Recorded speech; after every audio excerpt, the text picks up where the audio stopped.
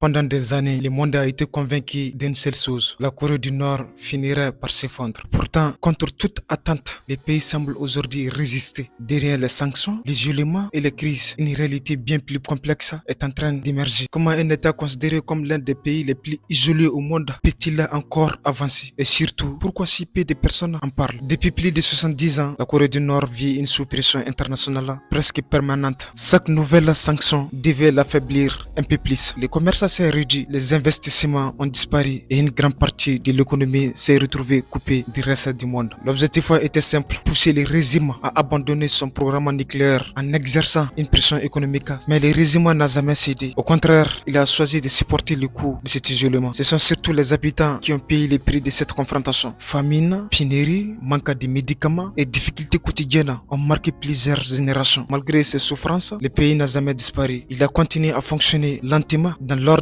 alors que beaucoup annonçaient son effondrement. Pendant que la population affrontait des conditions de vie extrêmement difficiles, une grande partie des ressources continue d'être dirigée vers la défense nationale. Pourtant, aujourd'hui, certains chiffres commencent à rencontrer une histoire que peu de gens auraient imaginée. Selon plusieurs estimations, l'économie nord-coréenne montre des signes de reprise rarement observés depuis de nombreuses années. Ces résultats ne signifient pas que le pays est devenu riche, mais ils montrent qu'il a trouvé des moyens de continuer à fonctionner malgré des obstacles. Une partie de cette résistance repose sur le soutien des partenaires comme la Chine, qui reste essentiel pour de nombreux essences. La Russie, elle aussi, a renforcé ses relations avec Pyongyang, donnant au régime de nouvelles opportunités économiques et stratégiques. À cela s'ajoute une capacité d'adaptation qui surprend de nombreux analystes. Le pays a progressivement appris à contourner certaines limites imposées par les sanctions. Même à l'intérieur du territoire, plusieurs indications montrent une activité plus importante qu'auparavant. Cela prouve que quelque chose évolue. Mais derrière ces chiffres se cache une réalité beaucoup moins brillante. En dehors de la capitale, des millions de personnes continuent de vivre dans des conditions extrêmement difficiles. Et ça, c'est une réalité aussi. Un pays capable de résister économiquement, alors qu'une partie de sa population continue de lutter chaque jour pour vivre dignement. En vrai, la Corée du Nord n'a pas échappé à toutes les conséquences des sanctions, mais une question dérange de nombreux observateurs. Et si le pays avait appris à survivre dans un monde qui pensait l'avoir définitivement isolé? Faites-nous savoir ce que vous en pensez dans les commentaires, c'est super important. C'était Santara, on se dit à la prochaine.